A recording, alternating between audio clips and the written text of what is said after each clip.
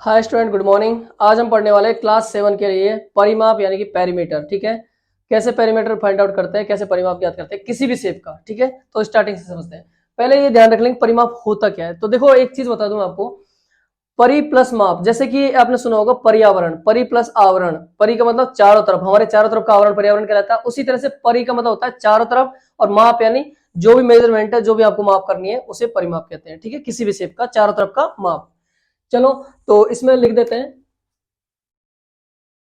परिभाषा, एक बेसिक समझने के लिए।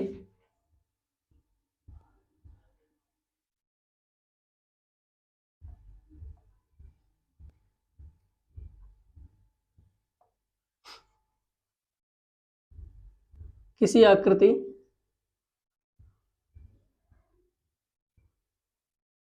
आकृति को शेप बोलते हैं ना। किसी आकृति यानी शेप की, या के चारों तरफ की, के चारों तरफ मतलब सभी तरफ। चारों की जगह आप सभी यूज करो, क्योंकि जरूरी नहीं वो चार साइड ही हो। के सभी तरफ, सभी तरफ की कुल माप, कुल माप या मेजरमेंट परिमाप कहलाता है।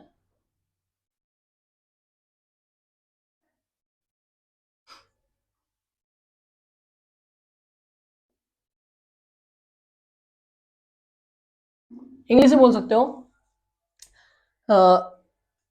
The measurement of a whole side of a shape is known as a perimeter. Measurement मतलब नाप तोल, होल साइड यानी सभी साइडों का, ऑफ ए शेप किसी भी आकृति का, क्या कहलाता है आपका? पेरीमीटर। ठीक है, क्लियर? ओके, तो एग्जांपल से समझेंगे। अ, कुछ शब्दों में अगर सिंपल समझो तो इसको ये भी कह सकते हो, सभी और की माप। सभी भुजाओं की माप भी बोल सकते हो, सभी भुजाओं की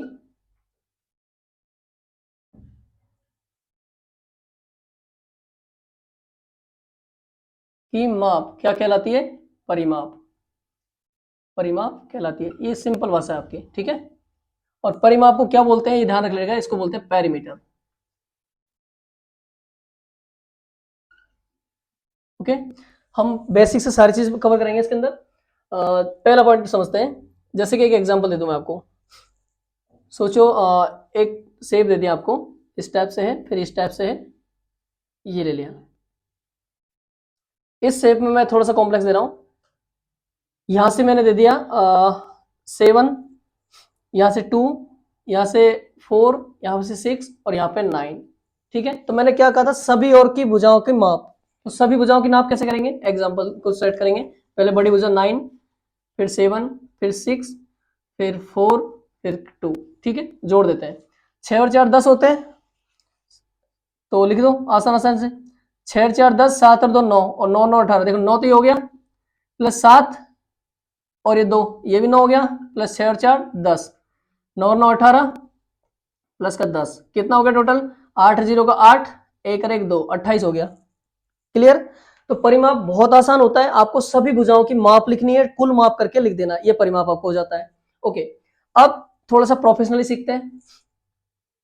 जैसे कि परिमाप में कोई फिक्स भुजा भी होती है, मतलब फिक्स भुजा नहीं होती, उनका सीख चुके हो। कोई भी और एग्जांपल ले लो। जैसे कि और एग्जांपल आपको दूसरा ले सकते हैं। आपको एक ये शेप दे दी है ना, एक त्रिभुज है। त्रिभुज किसे कहते हैं तो आप जानते हो, तीन भुजाओं से मिलकर बनी हुई बंद आकृति त्रिभुज कहलाती है। ठीक है, the close shape of close shape made by three sides, है ना। जैसे कि 3 हो गया, 4 हो गया, 5 हो गया। तो इसका पेरीमीटर कैसे निकालोगे? परिमाप ये आप निकाल के बताओ, ये आपके लिए होमवर्क है। ठीक है, ये हम नहीं बताएंगे। फिर मान लो थर्ड क्वेश्चन को यहां से दे दिया आपको, ये वाला। जरूरी नहीं आपका ये बराबर हो, आपको ये भी हो सकता है, ये भी हो सकता है। तो यहाँ पे 2, यहाँ पे 17, यहाँ पे 10 और यहाँ पे 19 हो सकता है। तो इसका कैसे करोगे, ये आपको परिमाप बताना है इसका।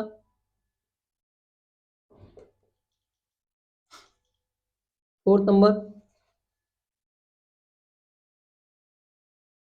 आपके पास ये भी क्वेश्चन हो सकता है।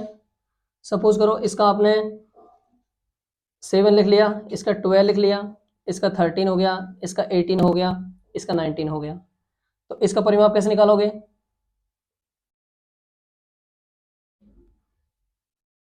तो इसका परिमाप निकालने के लिए क्या करोगे? सिंपल सा फंडा है, जितनी ऑल साइड्स दे रखी है सबको ऐड कर दो। तो इसका 3 प्लस का 4 प्लस का 5, इसको अगर करोगे तो कैसे करोगे? देखो 2 ले लिया प्लस 10 ले लिया प्लस 17 हो गया और प्लस का ये कितना है 19।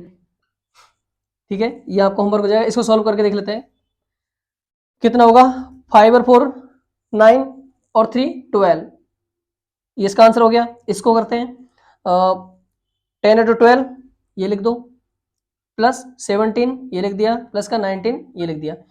अब इसको ऐड कर लो 9 और चलो 7 और 2 कितना होता है 9, 1 और 1 2 प्लस का 19 और आसान कर लो।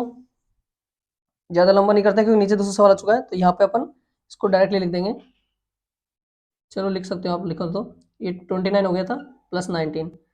अब इसको ऐड करेंगे तो क्या होगा 9 9 18 का 8 कैरी 1 2 और 1 3 और 1 4। ठीक है, तो ये इसका हो गया। इसका आपको खुद को करना है, कैसे करना है आप तरीका देख चुके हो। अब एक नई चीज पढ़ते हैं इसके अंदर। नई चीज क्या रहेगी? देखो हमने इरेगुलर शेप को पढ़ लिया है, मतलब असमान भुजाओं वाली जो आकृति है उनका परिमाप निकालना सीख लिया है। अब सीखते हैं कोई समान आकृति, समान शेप की जो समान भुजाओं वाली जो शेप्स रहती है, जैसे कि वर्ग, त्रिभुज। तो त्रिभुज के 3 प्रकार है, हम पढ़ा चुके हैं, पहले का वीडियो आप जाके देख सकते हो जिसमें एक त्रिभुज के 3 प्रकार बता चुके हैं भुजाओं के आधार पर। एक होता है समबाहु त्रिभुज, ठीक है, एक होता है समद्विबाहु त्रिभुज और एक होता है विषमबाहु त्रिभुज। तो इसके लिए सेपरेटली वीडियो है, उसे देख सकते हो चैनल पर जाके। तो हम पढ़ेंगे त्रिभुज। तो त्रिभुज में समान भुजाओं वाला, तो जिस त्रिभुज की सभी भुजाएं समान होती है समबाहु त्रिभुज कहते हैं। तो उसका समझेंगे यहाँ पे समबाहु त्रिभुज का परिमाप। समबाहु त्रिभुज, त्रिभुज को आप डायरेक्टली निशान से समझा सकते हो, ये त्रिभुज का निशान होता है। समबाहु त्रिभुज का परिमाप,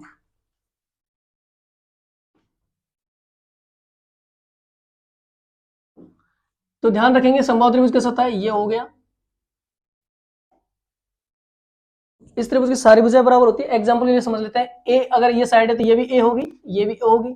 तो इसका त्रिभुज का हमने क्या सीखा था, तीनों भुजाओं का योग करेंगे। तो कर देंगे ए प्लस का ए प्लस का ए, कितना ए हो गया, ए फॉर एप्पल समझ लो, एक एप्पल, 2 एप्पल, 3 एप्पल, तो कितने एप्पल हो गए 3। तो ये हमारा सूत्र बन गया।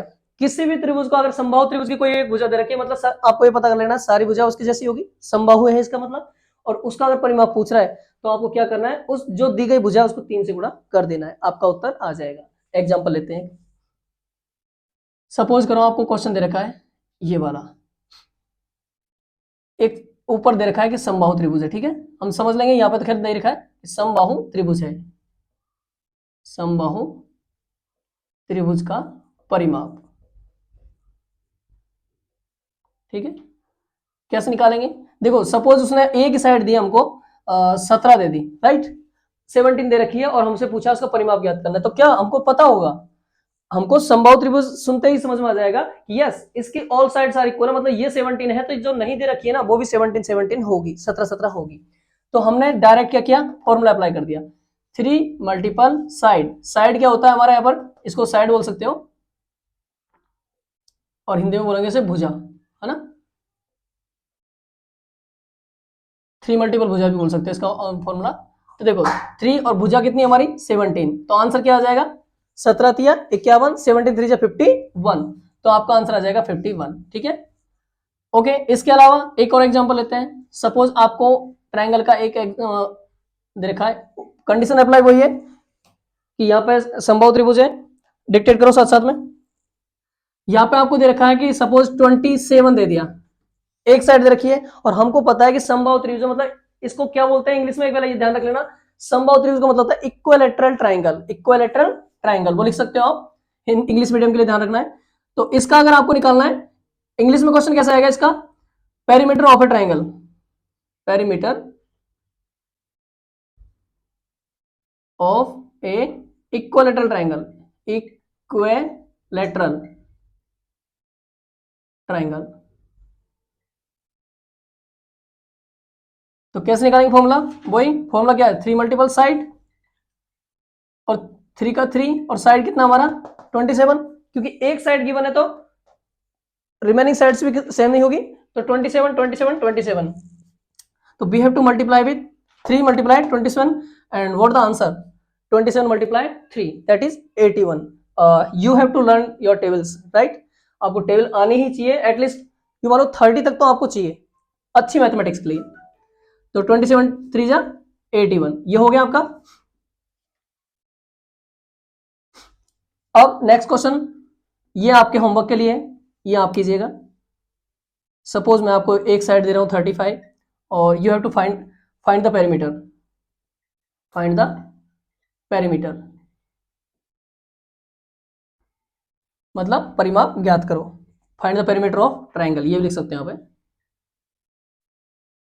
त्रिभुज का परिमाप ज्ञात करो। क्या करना है वो आपको करना है, ठीक है। नेक्स्ट क्वेश्चन एग्जांपल लेते हैं। सपोज यहाँ पे इधर देखेंगे, यहाँ पे हमने ले लिया है 27 हो चुका है, तो 13 भी ले सकते हैं, कोई भी जो आपको पसंद हो।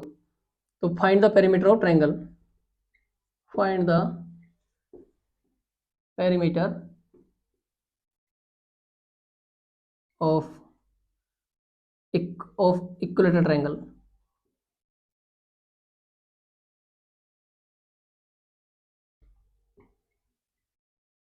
ट्राइंगल आपका समझना था, ये सारे इक्विलैटरल चल रहे थे, यहाँ पे लिखना कोई जरूरत नहीं है, और चाहो तो लिख भी समझते हो। पेरीमीटर ऑफ इक्विलैटरल ट्राइंगल, इसको शॉर्ट में लिख सकते हैं इक्वल, ठीक है। तो ये आप कर सकते हो यहाँ पे, और कई सारे एग्जांपल लिख सकते हो। अब एक नई चीज सीखते हैं इसके अलावा, ये तो ट्राइंगल हो गया हमारा, ठीक है। ऑल सारे ट्राइंगल कवर है जिनमें इक्विलैटरल ट्राइंगल आएगा, कोई भी क्वेश्चन आ जाए आप कर सकते हो। Next,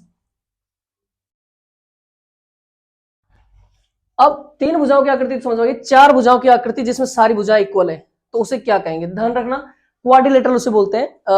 A shape made by 4 sides, एक close shape made by 4 side, 4 भुजाओं से मिलकर बनी हुई बंद आकृति क्या कहलाती है? चतुर्भुज।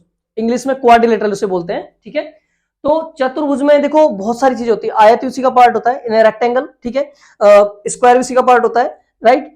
तो कई सारी ऐसी चीजें होती है, trapezium also a part of quadrilateral, और पैरेललोग्राम भी बोल सकते हो, समांतर चतुर्भुज। तो कई सारे पार्ट है, डिटेल से बाद में पढ़ेंगे, लेकिन अभी सिर्फ पेरीमीटर की बात करते हैं।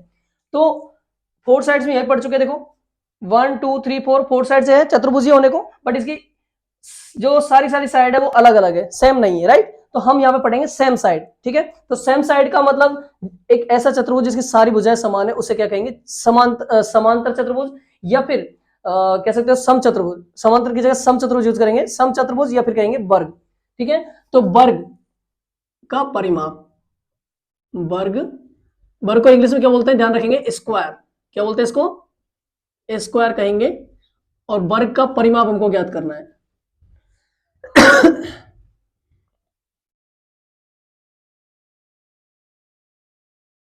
ओके, तो ध्यान रखेंगे वही फंडा है, 4 साइड इक्वल है, मतलब एक शेप बना दी हमने, सपोज ये शेप हो गई हमारी, तो a shape with all sides equal, ठीक है।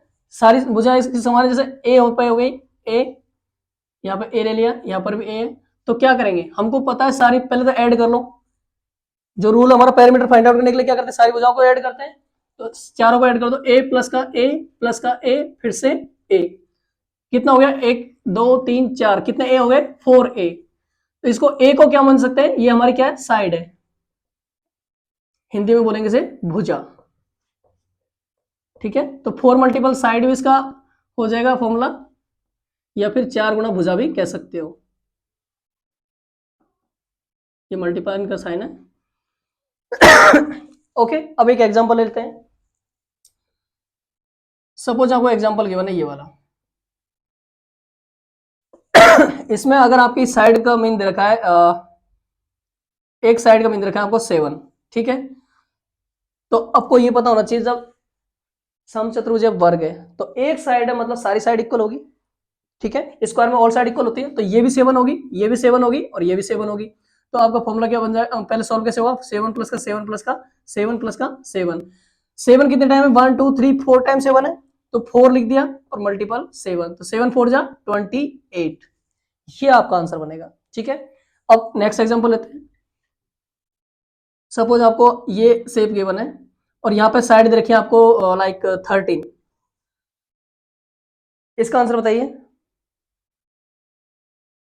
क्या होगा, इसका उत्तर क्या होगा,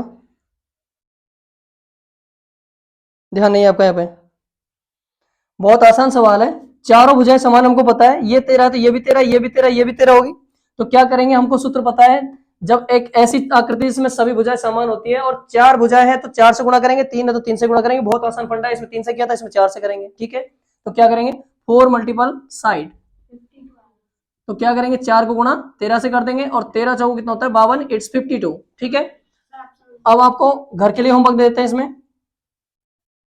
जो आपका अपना होमवर्क रहेगा, सपोज यहाँ पे आपको 17 गिवन है, तो आपको इसका क्या करना है, पेरीमीटर फाइंड आउट करना है, पेरीमीटर ऑफ स्क्वायर, तो क्या करना है, 4 मल्टीपल साइड, क्या साइड है वो आपको पता है। ठीक है, तो आप करोगे इसे। नेक्स्ट क्वेश्चन है आपका, यहाँ पे 28 आपको साइड का मीन दे रखा है, तो क्या फाइंड आउट करना है, तो यहाँ पे क्वेश्चन आपका find the perimeter, find the perimeter of square. Next example आपका ये रहेगा, यहाँ पे सपोज आपको 23 दे दिया, तो यहाँ पे फिर से वही find the perimeter of square. ये बहुत आसान सवाल है आपके, तो इससे आपका देखो पेरीमीटर का कंसेप्ट यहाँ क्लियर होता है, उस किसी भी साइड का, ये सारे आंसर भी इससे हो सकते हैं, ये ध्यान रखेंगे, बट ये कि प्रोफेशनल शॉर्ट एक ट्रिक्स हो जाती है, फॉर्मूले हमारे यूज हो जाते हैं, तो आपको 3 साइड का है 4 साइड का है तो आप इजीली कर पाओगे, क्योंकि इसका एक फॉर्मूला हो जाता है 3 साइड का 3 मल्टीपल साइड। ठीक है, सेम साइड है, 4 साइड का तो 4 मल्टीपल साइड, ये इजीली निकल जाएंगे। आपको होमवर्क भी है, और ये आपके कोई भी शेप का कोई आपको जब भी कोई क्वेश्चन आ जाए पेरीमीटर चाहे किसी भी नाप की उसकी भुजा है, सारे आप कर सकते हो। ठीक है, तो ये आपका पेरीमीटर का कंसेप्ट क्लियर होता है। इसके बाद में हम क्षेत्रफल जो टॉपिक है इसको नेक्स्ट वीडियो में अपन कवर करेंगे। ठीक है, तो ये आपका कंप्लीट पेरीमीटर है, इससे रिलेटेड कोई क्वेरीज है आप कमेंट कर सकते हो, इसे समझे अच्छे से स्क्रीनशॉट ले सकते हो और अपने दोस्त के साथ जरूर शेयर करें। Thank you.